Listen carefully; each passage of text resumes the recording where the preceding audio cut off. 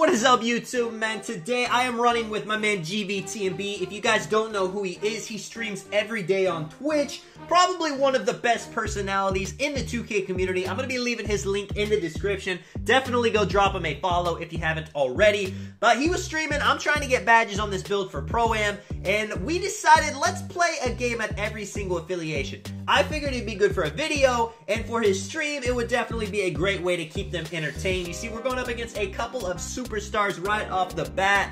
Now, I am from the Northside Knights. I chose this affiliation for one reason only. This is the only affiliation that has the 2 courts in the middle of the park. As you guys know, I am a 2s player. That is my bread and butter.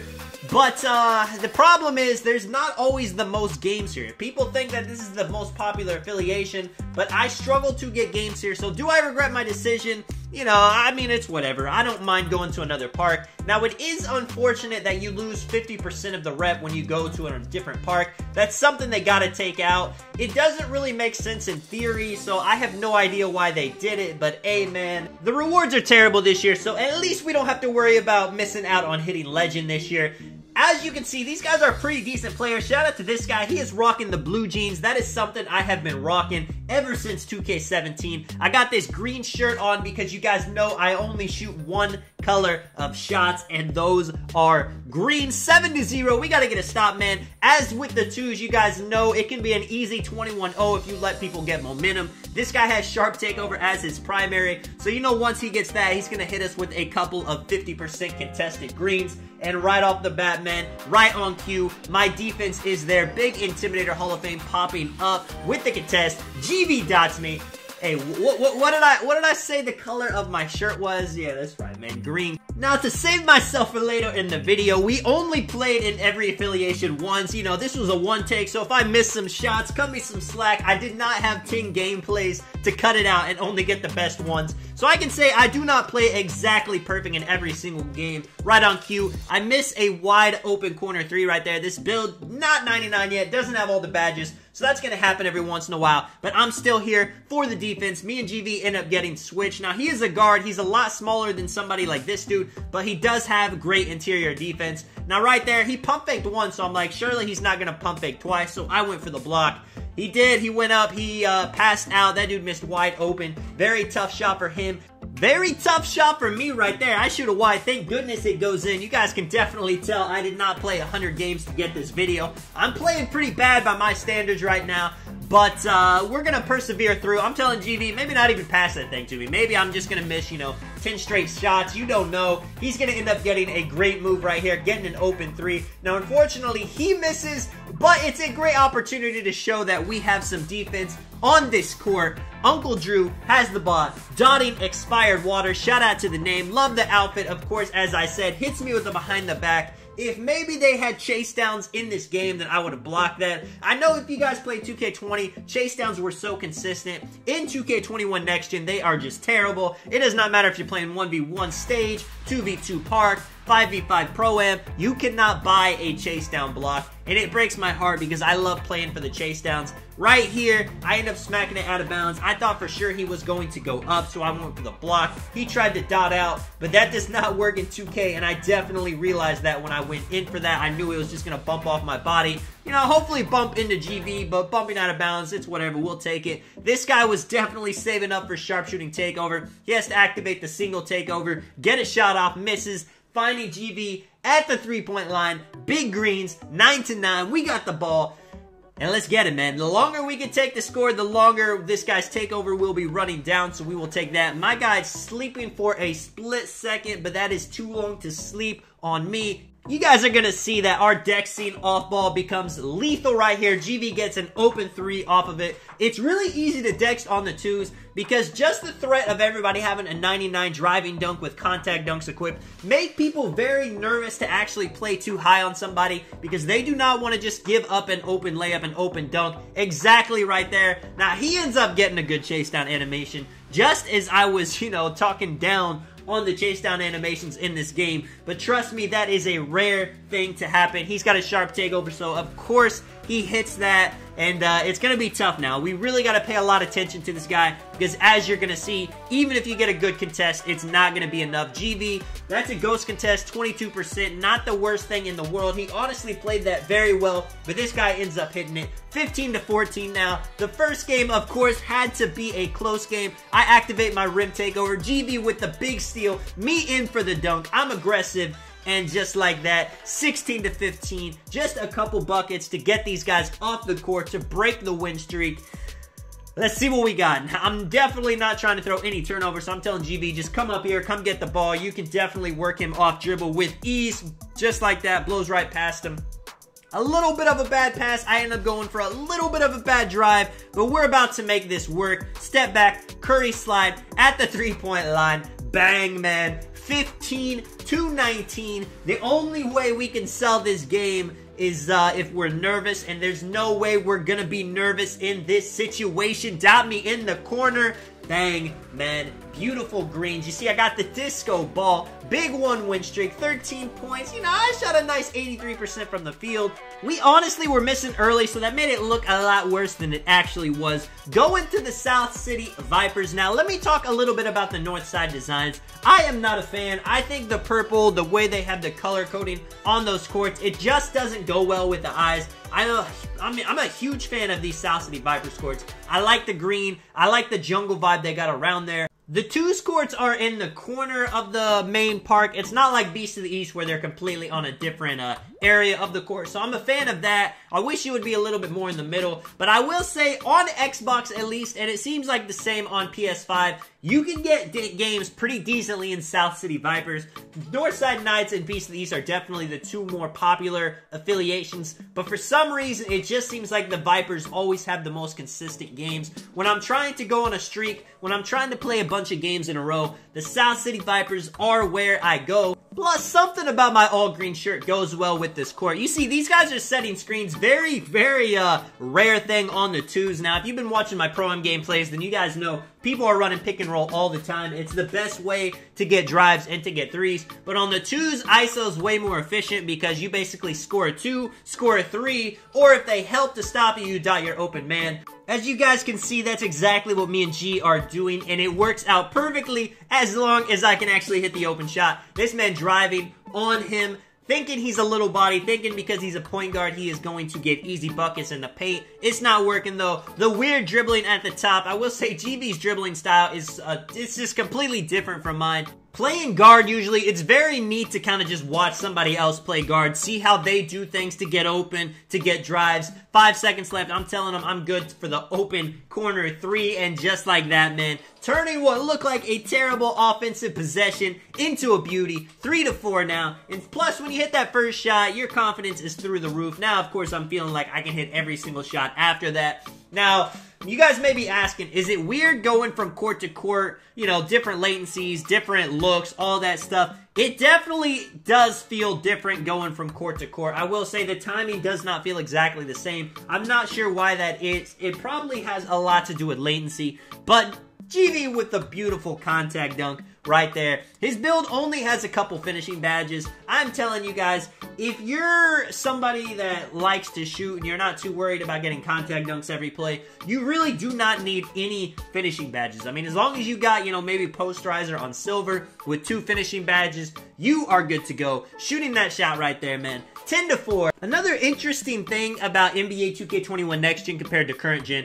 is the build I am currently using right now. I have an 81 3-point shot. If you were to do that on current gen, then you're missing that every single time. You really have to have a 90 3-pointer to be anywhere near consistent. That's why everybody has a play shot. But it seems like on Next Gen, you could probably get away with having like a mid-70s 3 and hit pretty consistently. Now, I'm not lighting the world on fire. I definitely feel like I should have hit every single 3 I've taken, but I'm not doing too bad considering. Right here, bailout pass to the corner, full bar, slight miss time, him with the huge horse. You know, I'm not, just pretend I'm missing on purpose so I can show off our defense. You guys don't really want to see us, you know, just beat every team 21-0. Of course not, right? Right? Yeah, okay, we're all in agreements. I'll throw a couple shots just for you guys, just to show you guys some defense. Dotting the corner right there. I'm thinking he's going to shoot. Bad jump by me. Give him the easy 2. 6-12. Let me know what affiliation you're in, what you guys think is the best affiliation to get games in, and overall, just your thoughts on it. Now, I think affiliations are cool. I think it was definitely an L to make you lose 50% of your level whenever you go to a different affiliation, and I think next year they're probably going to make it where we have pretty decent rep rewards, you know? They didn't really put any time into it this year because they were focusing on the city, as GV throws me a beautiful dot right there, confusing the defense. But they pretty much had the same exact rep rewards as 2K20, so that makes a lot of people not really want to grind. As you guys will see, there are some legends, but there's not too many of your favorite YouTubers actually trying to be a high rep player. But if they start giving out anything cool next year, like a jetpack, a tiger, I mean, we've all heard it, we've all seen it. Everybody misses the cool things. Like, just imagine, you know, it doesn't have to be anything too crazy, but just imagine, like, at Elite 1, you could choose any animal to follow you around. You know, we could have people with giraffes, alligators, zebras, iguanas, like just anything like that. Something super simple. It doesn't really matter. Now, yes, you know, they gotta make sure those get into the game. They don't want it to look bad. They don't want it to not work.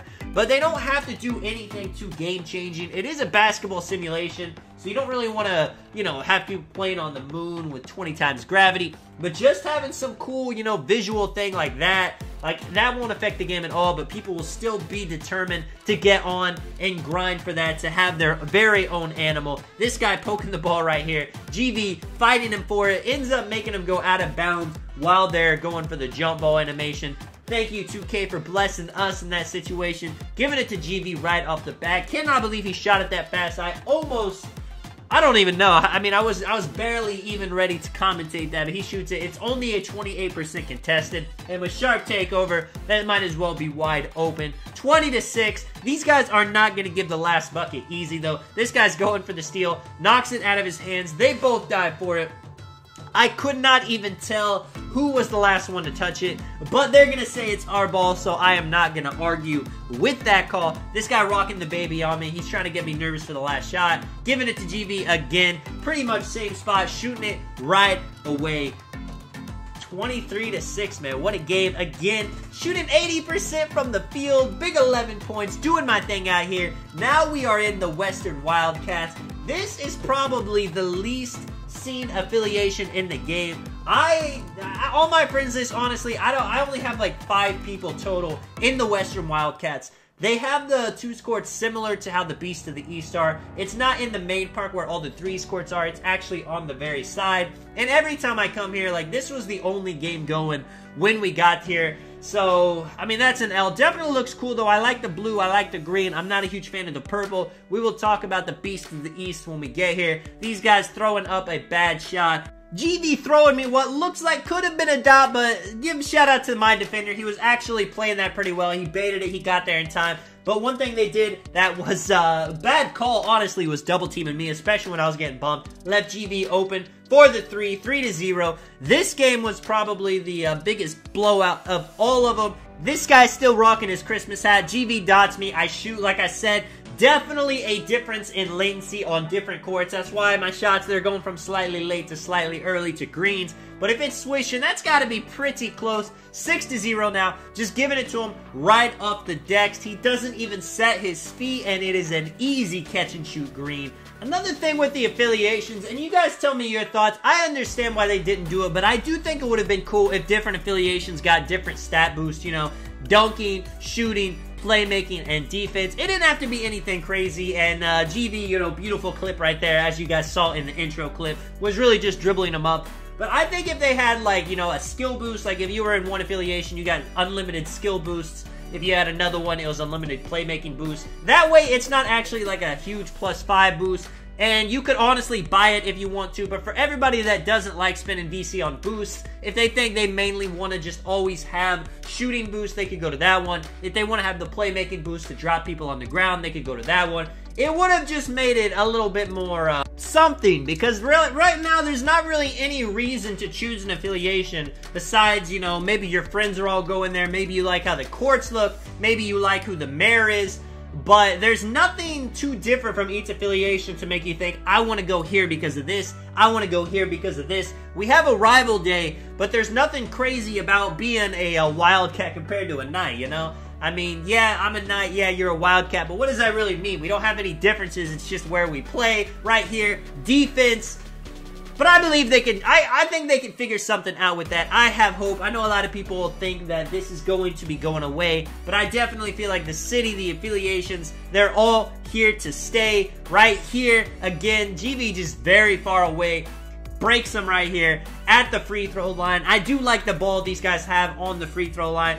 At the same time, I like the claws that are on the out of bounds coming out of the Wildcat. When it comes to art, you know, this is definitely not done by a professional, but this court does not look the worst. This guy's sitting in the paint. He's pretty much done. I'm getting dotted. Man, a lot of whites, but he's got the board. I'm not going to miss twice in a row. Maybe so. He quits. I'm going to say that affected my latency and made me miss, as the man Agent 00 would always say. Now we got to get this guy. I'm telling him I'm just going to let this AI shoot. I mean, how many? He might hit 1, he might hit 2, but he's definitely not going to beat us. If he hits 5, then yeah, sure, I'll guard him. Maybe he's going to beat us, but let's see. GV got clamped in the clamps animation right here. He cannot do anything. He tried to curry slide his way to being open. It did not work. Give it back to him. This guy got him jumping, shoots the white, bang, 15-0. I mean, at this point, it's an AI, so you guys know how it's already going to end.